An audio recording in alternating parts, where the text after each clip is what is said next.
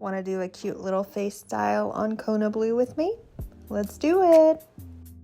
First, I'm going to comb everything on his muzzle forward and trim away anything that he can lick into his mouth and anything that hangs past the nose. I want, especially around his lips and nose, to be very clean. Now I'm going to use my Bravura on a 15 setting, scoop out his eye corners and stop area just to clean it up. Now I'm going to use a 5/8 comb in reverse on the top of the head and on the chin just to kind of set the shape I want. It'll save a few minutes and really kind of builds the foundation and makes it easy to get the shape you want.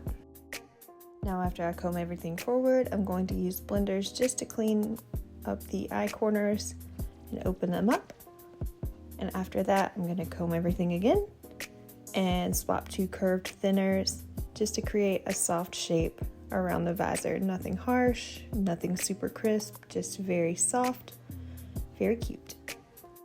Now I'm going to pull the ear forward and comb everything down and just go back to blenders and set in that shape. Just whittle away until you get the shape you like. A nice soft curve. That's what I'm looking for. Now I pull his ears up for a second and comb everything out. Using curved thinners again, I just soften the cheeks, take a little bit of the bulk out, and just continue with that nice round shape.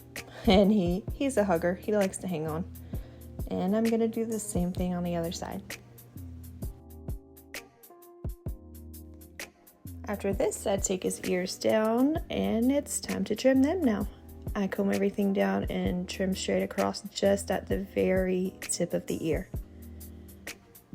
And then, just so it's a little easier to see, just kind of neaten up the back. I want the back of the ear to be the shortest point of the ear.